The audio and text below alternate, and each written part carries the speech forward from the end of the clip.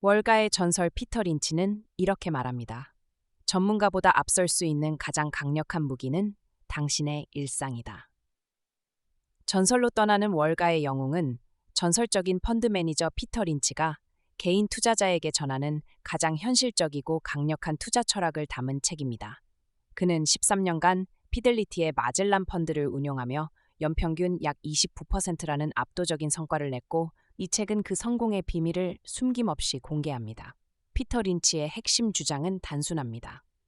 개인 투자자는 이미 기관 투자자보다 유리한 위치에 있다. 그 이유는 개인 투자자는 시장보다 먼저 실제 변화를 생활 속에서 발견할 수 있기 때문입니다. 일상에서 투자 아이디어를 찾아라.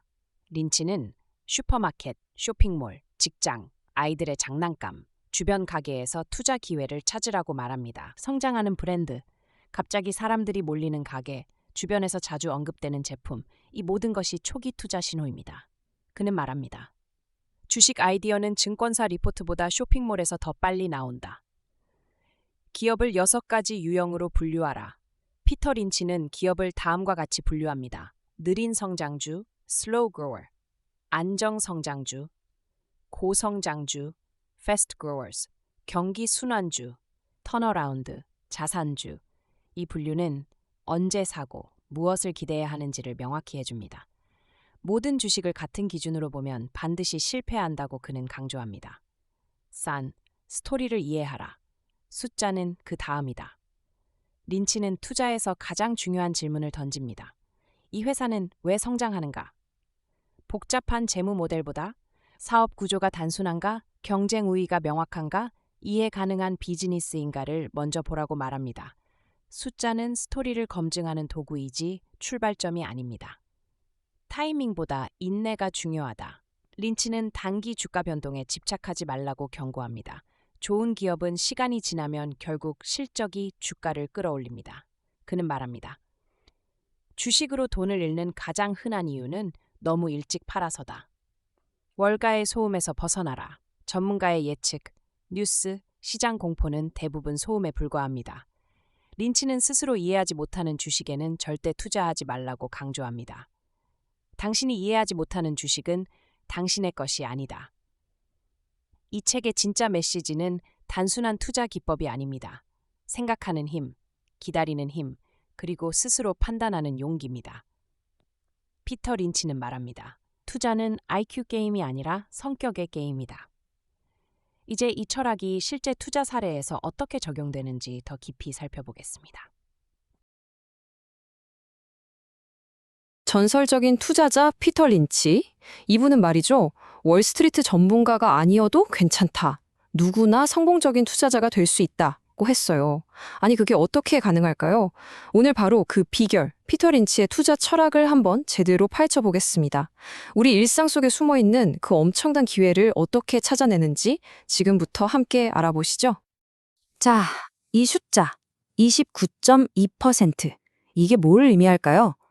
이게 바로 피터 린치가 1977년부터 90년까지 무려 13년 동안 피델리티 마젤란 펀드를 운영하면서 기록한 연평균 수익률이에요. 연평균이요? 정말 믿기 힘든 수치죠? 바로 이 엄청난 성과 때문에 우리가 그의 투자 방식에 귀를 기울여야 하는 겁니다. 근데 이런 생각이 들죠. 아니, 우리 같은 평범한 개인이 어떻게 월스트리트 전문가들이랑 경쟁을 해? 정보도 자원도 시간도 다 부족한데 말이에요. 과연 승산이 있을까요? 피터 린치는 단호하게 있다고 말합니다. 그리고 놀랍게도 그 비결이 우리가 생각하는 것보다 훨씬 더 가까운 곳에 있다고 해요. 자, 그럼 지금부터 피터 린치의 철학의 가장 핵심적인 부분으로 들어가 보겠습니다. 도대체 개인 투자자만이 가진 그 강력한 무기는 뭘까?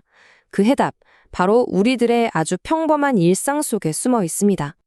바로 이겁니다. 당신이 아는 것에 투자하라.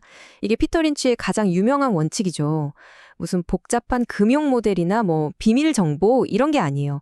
그냥 내가 일하는 분야, 내가 자주 가는 가게에 우리 아이들이 막 열광하는 장난감이나 게임, 바로 그런 것들 속에서 월스트리트보다 먼저 대박 투자 기회를 잡을 수 있다는 거죠. 여기서 바로 개인 투자자, 즉 우리만의 진짜 강점이 드러나는 겁니다. 한번 보세요. 기관 투자자들은 분기마다 실적 내놓으라고 압박받고 온갖 규제에 묶여 있잖아요. 근데 우리는 어때요? 좋은 회사다 싶으면 성과가 날 때까지 몇 년이고 기다려줄 수 있는 인내심이 있죠. 또 아직 작지만 앞으로 크게 될 회사에 자유롭게 투자할 수 있는 유연성도 있고요. 이게 바로 우리의 진짜 무기인 겁니다. 이 말이 정말 핵심을 꿰뚫어요. 대부분의 사람들은 차트를 보지만 린치는 비즈니스를 보았다. 우리가 흔히 보는 그 오르락 내리락 하는 주가 그래프 말고요. 그 뒤에 있는 진짜 회사. 그러니까 이 회사가 뭘 만들고 어떻게 돈을 벌고 앞으로 어떻게 더 커나갈 건지 그 이야기 자체에 집중하라는 거죠. 좋아요. 그럼 그 수많은 회사들의 이야기를 어떻게 다 이해하냐? 막막하잖아요. 그래서 린치가 아주 유용한 정신적 지도 같은 걸 제시했어요.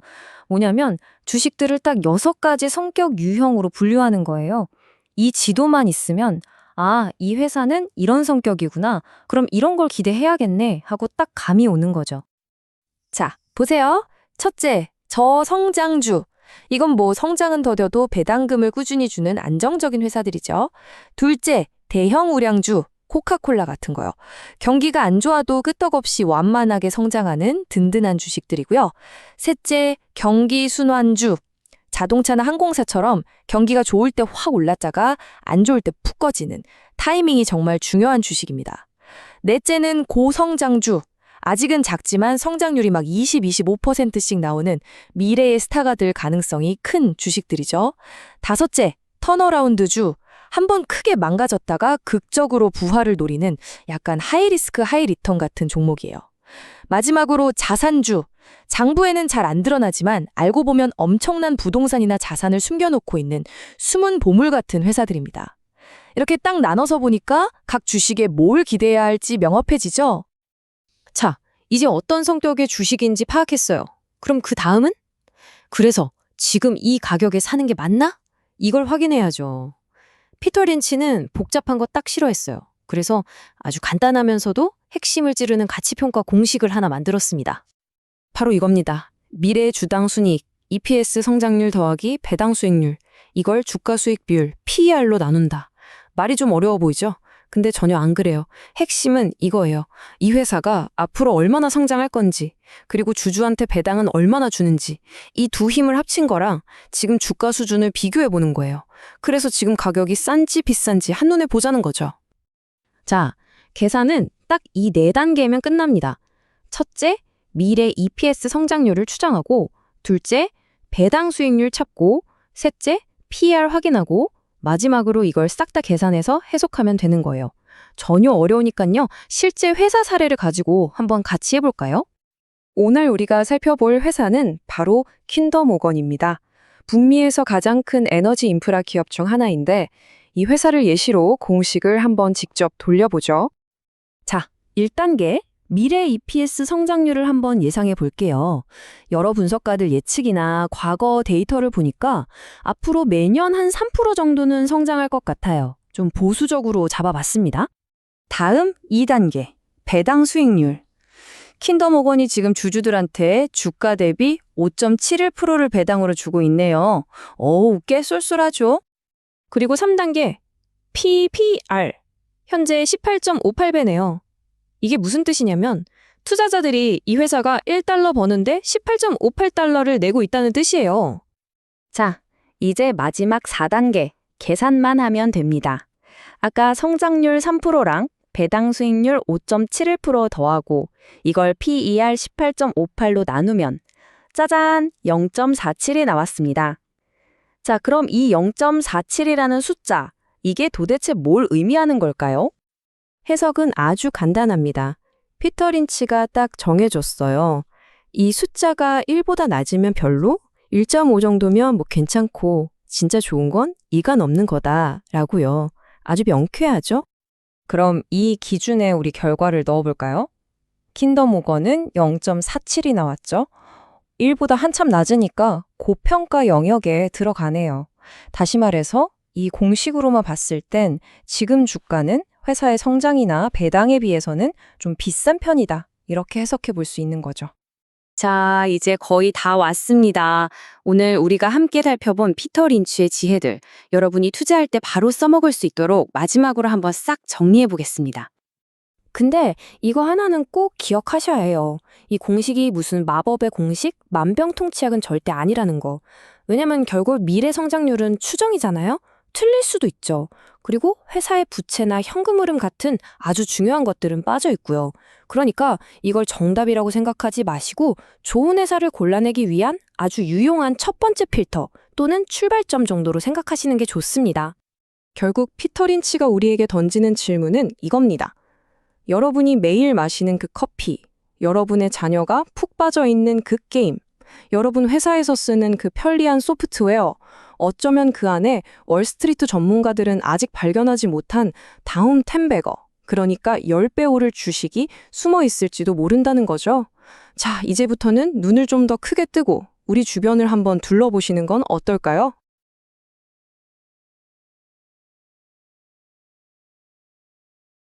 혹시 그런 사람 들어보셨어요? 1977년부터 1990년까지, 그러니까 단 13년 만에 1,800만 달러짜리 펀드를 14조억 달러로 키워낸 사람이야. 와, 연평균 수익률이 무려 29.2%였죠. 월스트리트에서는 그를 영웅이라고 부릅니다. 바로 피터 린치예요. 네, 정말 대단한 기록이죠. 그게 뭐 한두 해도 아니고 10년 넘게 시장 지수를 압도적으로 이겼다는 거니까요. 그가 운용했던 그 마젤란 펀드는 그야말로 전설이었어요. 그래서 오늘 저희가 여러분이 보내주신 자료들을 바탕으로 이 전설적인 투자자의 머릿속을 한번 제대로 탐험해 보려고 합니다. 네, 저희 앞에 지금 그의 책 월가에서 이기는 법 핵심 요약본도 있고 그의 전략을 분석한 여러 아티클까지 자료가 가득 쌓여 있거든요. 과연 개인 투자자가 월스트리트의 전문가들을 이길 수 있다는 그 자신감 대체 어디서 나왔을까요? 오늘 그 비밀을 하나씩 파헤쳐보죠. 네, 어쩌면 여러분의 일상 속에서 숨어있는 투자 기회를 발견하는 그런 시간이 될 수도 있겠네요. 한번 시작해 볼까요? 좋습니다. 피터 린치 하면 가장 먼저 떠오르는 말이 있잖아요. 아는 것에 투자하라. 네, 그렇죠. 근데 그는 개인 투자자가 정보력에서 월스트리트 전문가들보다 훨씬 유리하다고 믿었단 말이죠. 이게 솔직히 처음 들으면 잘 이해가 안 가거든요. 아니 어떻게 아마추어가 프로보다 유리할 수 있다는 걸까요? 아, 바로 그 지점에서 정말 재미있는 개념이 나와요. 거리의 지연, 영어로는 스트리트 렉이라고 하는데요. 거리의 지연이요? 네, 린치는 어떤 제품이나 서비스가 뭐랄까 폭발적인 인기를 얻기 시작할 때 그 정보가 월스트리트의 분석가 책상 위에 보고서로 올라가기까지는 상당한 시간 차이가 발생한다고 봤어요. 그래서 보고서에 숫자로 딱 찍히기까지는 시간이 걸린다 이 말씀이시군요. 맞습니다. 바로 그거예요. 전문가들은 숫자를 기다리지만 우리는 현실을 먼저 체험하죠. 린치 본인의 가장 유명한 투자 사례가 이걸 아주 잘 보여줘요. 어떤 사례죠? 그가 던킨 도너츠에 투자하게 된 계기가 무슨 월스트리트 저널 기사를 보고 한 게 아니었거든요. 그럼 뭐였나요? 그냥 본인이 직접 마셔본 던킨 커피 맛이 너무 훌륭했던 거예요. 그리고 출퇴근길에 보는 매장마다 항상 손님들로 붐비는 걸 보고 아, 이 회사 뭔가 있구나 하고 직감한 거죠. 와, 물론 그 직감 후에 재무제표를 샅샅이 뒤져보는 철저한 분석 과정을 거쳤고요. 그의 말을 빌리자면 투자의 첫 번째 단서는 자기 혀끝이었던 셈이에요. 야 진짜 흥미롭네요. 던킨 도너츠 말고도 혹시 이런 일상의 발견이 투자로 이어진 또 다른 유명한 사례가 있나요? 그럼요. 그의 아내 덕분에 발견한 레그스 스타킹 사례도 빼놓을 수 없죠. 레그스 스타킹이요? 네, 어느 날 아내가 장을 봐왔는데 백화점이 아니라 동네 식료품점에서 스타킹을 사온 거예요. 당시만 해도 스타킹은 무조건 백화점에서 사는 게 상식이었거든요. 아 그렇죠. 유통 채널을 완전히 파괴한 거네요. 맞아요. 제품 품질도 좋은데 접근성까지 뛰어난 식료품점에서 판다. 린치는 여기서 엄청난 성장 가능성을 본 거죠.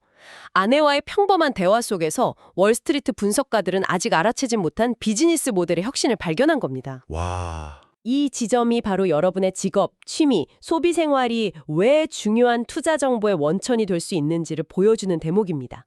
좋습니다. 그럼 일상에서 이렇게 괜찮은 회사를 발견했다고 쳐요.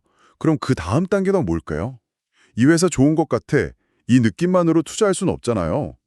린치는 아주 간단한 도구로 기업의 가치를 평가했다고 들었어요. 네, 그의 접근법은 언제나 직관적이고 실용적이었어요. 그가 만든 가치평가 공식을 한번 살펴볼까요? 아주 간단한 비율인데요. 네. 먼저 기업의 성장 담재력을 나타내는 두 가지. 그러니까 미래 주당 순이익 성장률하고 배당 수익률을 더해요. 아, 잠시만요. 거기서 주당 순이익, EPS라는 게 정확히 어떤 의미인가요? 처음 듣는 분들을 위해 간단히만 짚고 넘어가면 좋을 것 같아요. 좋은 지적이세요. EPS는 주식 한 주당 회사가 얼마의 이익을 냈는지를 보여주는 수치예요. 높을수록 장사를 잘했다. 뭐 이런 뜻이죠. 아하. 그리고 배당 수익률은 현재 주가 대비 회사가 주주에게 나눠주는 배당금이 얼마인지를 나타내고요. 알겠습니다.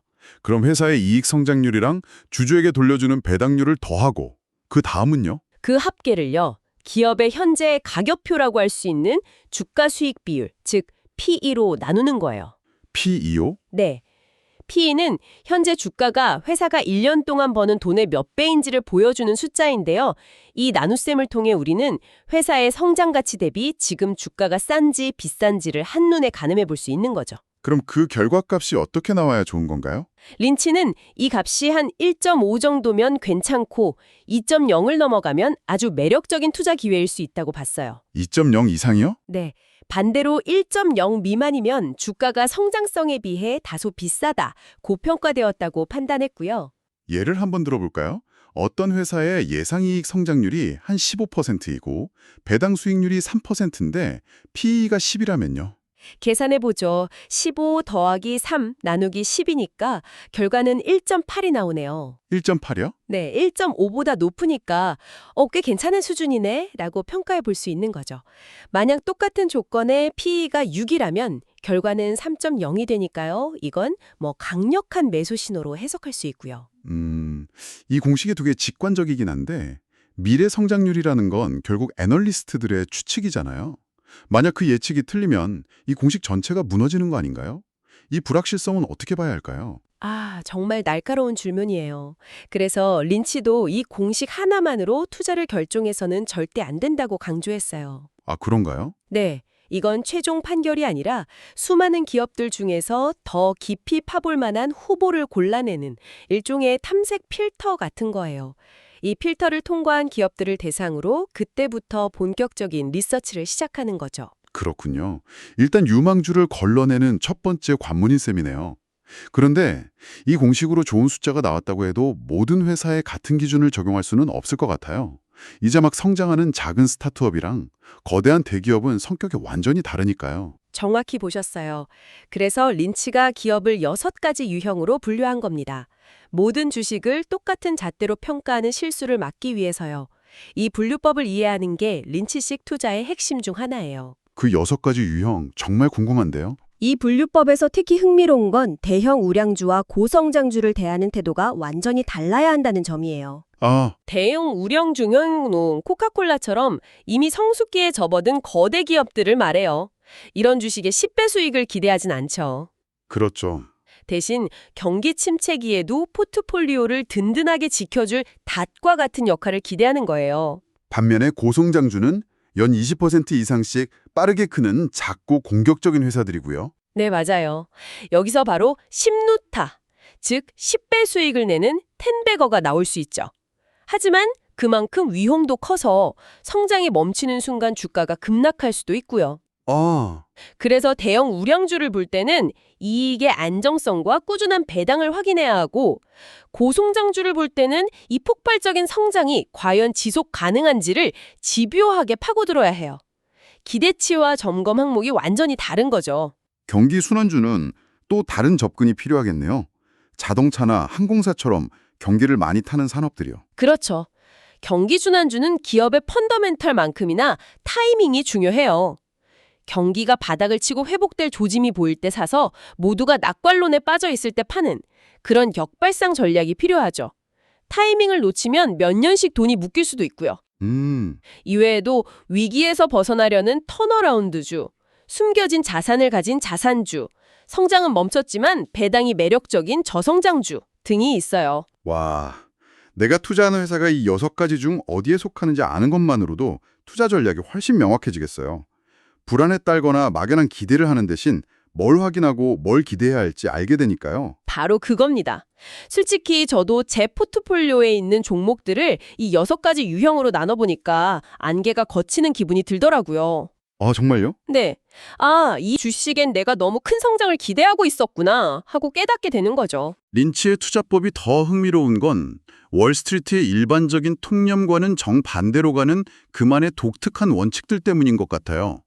자료를 보니까 그가 생각하는 완벽한 기업의 조건이 정말 의외예요. 네, 맞아요. 월스트리트가 좋아하는 화려하고 섹시한 기술주와는 거리가 멀죠. 린치가 선호하는 기업의 특징 중 하나는 이름이 따분하거나 심지어 우스꽝스러운 회사예요. 이름이요? 네, 이름 때문에 투자자들의 관심을 덜 받아서 저평가될 가능성이 높다는 거죠. 사업 내용 자체가 지루하거나 심지어 사람들이 혐오하는 사업을 하는 회사도 좋아했다고 하죠? 맞아요. 예를 들어 장내 서비스 회사인 서비스 코퍼레이션 인터내셔널 같은 경우요. 아, 모두가 이야기하기 꺼리는 산업에는 경쟁자가 쉽게 뛰어들지 못하죠.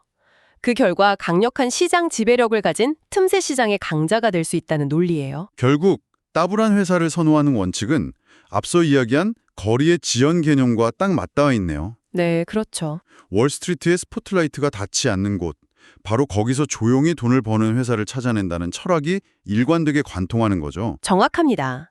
기관 투자자들도 외면하고 애널리스트 보고서도 거의 없는 회사. 바로 그런 소외된 곳에 진정한 기회가 숨어 있다고 본 거예요. 그는 투자자들이 저지르는 심리적인 실수에 대해서도 아주 신랄하게 경고했어요. 아, 그 유명한 경고들이요. 이렇게 많이 떨어졌으니 더는 안 떨어지겠지라는 생각이 가장 위험하다고 했죠. 네.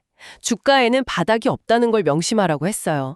폴라로이드 주가가 고점에서 90% 폭락한 후에도 계속해서 더 떨어졌던 사례를 들면서요. 와, 기업의 가치가 훼손되었다면 주가는 얼마든지 더 내려갈 수 있다는 거죠.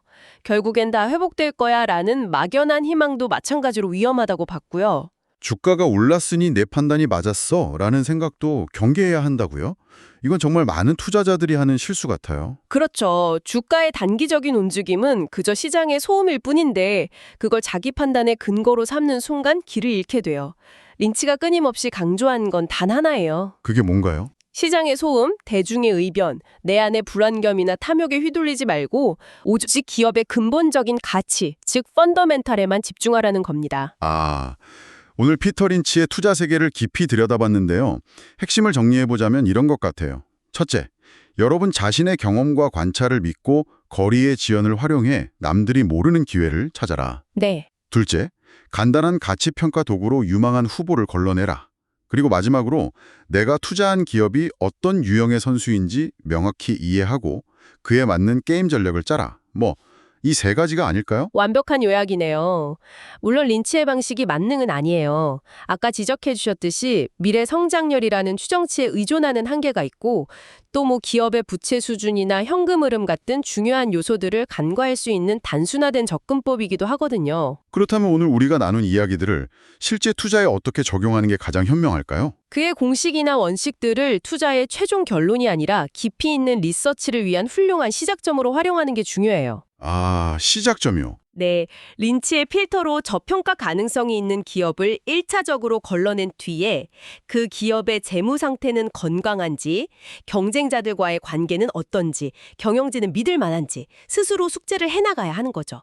린치가 우리에게 준 것은 정답이 아니라 정답을 찾아가는 아주 훌륭한 지도인 셈이에요. 마지막으로 이런 질문을 던져보고 싶어요.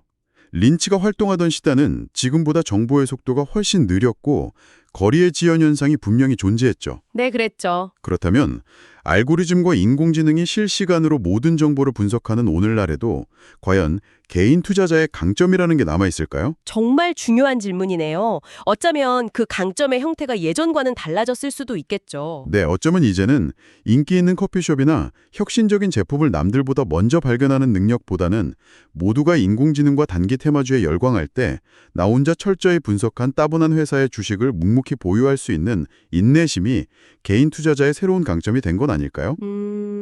시장의 광기를 견디고 기업의 본질적 가치가 가격에 반영될 때까지 기다릴 수 있는 능력 말이에요. 어쩌면 그게 알고리즘은 결코 흉내낼 수 없는 우리 인간만의 영역이 아닌가. 그런 생각을 한번 해보게 되네요.